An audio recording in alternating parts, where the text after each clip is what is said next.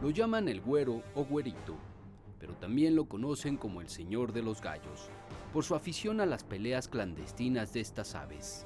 Apenas tenía 18 años cuando Héctor Luis Palma Salazar ya era arrestado en Arizona por tráfico de heroína y marihuana. Lo condenaron a 8 años de cárcel y después de purgar su sentencia, fue deportado a México. En 1986, sus dotes como ladrón de autos lo llevaron a Jalisco, donde el fundador del Cártel de Guadalajara, Miguel Ángel Félix Gallardo, el Padrino, lo sumó a sus filas como sicario. En menos de 3 años, junto con Joaquín El Chapo Guzmán, Palma Salazar se convirtió en un importante operador de El Padrino y de Rafael Caro Quintero, cabezas de la organización criminal.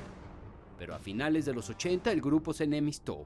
300 kilos de cocaína se perdieron y Félix Gallardo culpó al Güero Palma.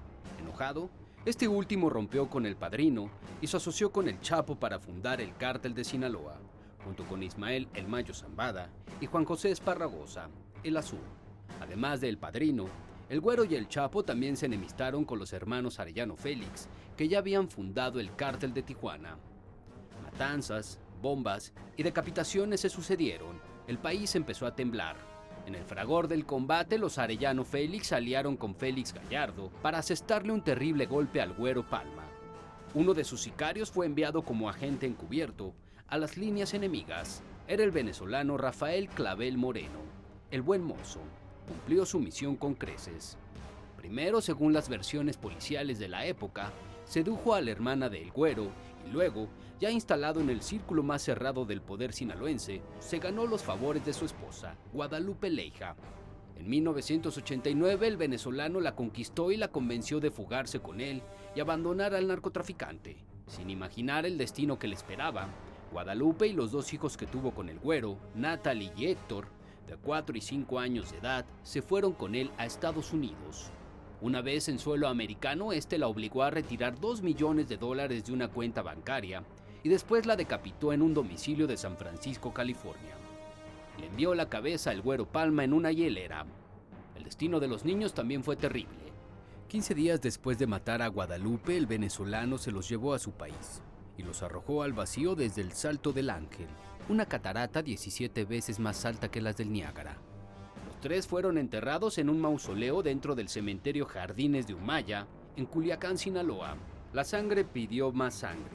Clavel, el amante criminal, fue rápidamente encarcelado en Venezuela y allí mismo lo asesinaron. Lo mismo hicieron con sus 3 hijos y otros 3 cómplices venezolanos que aparecieron desmembrados.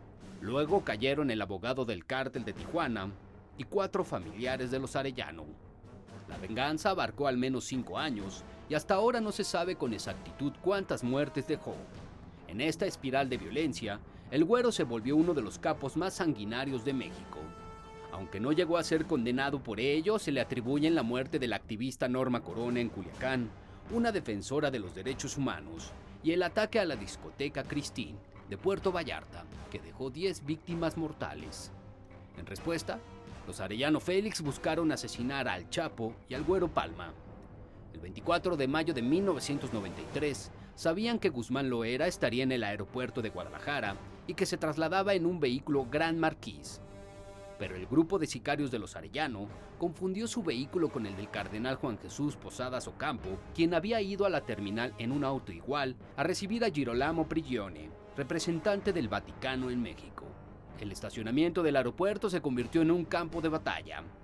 El auto del prelado recibió 38 impactos, de los cuales 14 dieron en su cuerpo. El Chapo Guzmán sí estaba en el lugar, y cuando escuchó los disparos, corrió entre las pistas hasta llegar a un poblado cercano, donde se refugió. A partir del incidente se convirtió en objetivo de las autoridades.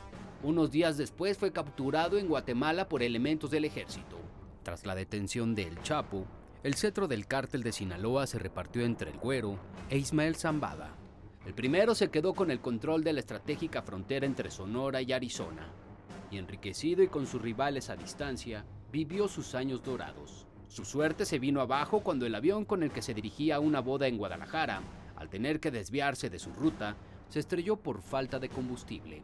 Palma logró refugiarse en una casa de seguridad, pero un operativo militar que le seguía la pista dio con su paradero. Al ser capturado, el terror de México yacía postrado en una cama. En 2007 fue extraditado a Estados Unidos. Cuando el 11 de junio vuelva a la calle, tendrá que decidir su destino. En prisión se declaró insolvente y su amigo y compadre, el Chapo, está encarcelado.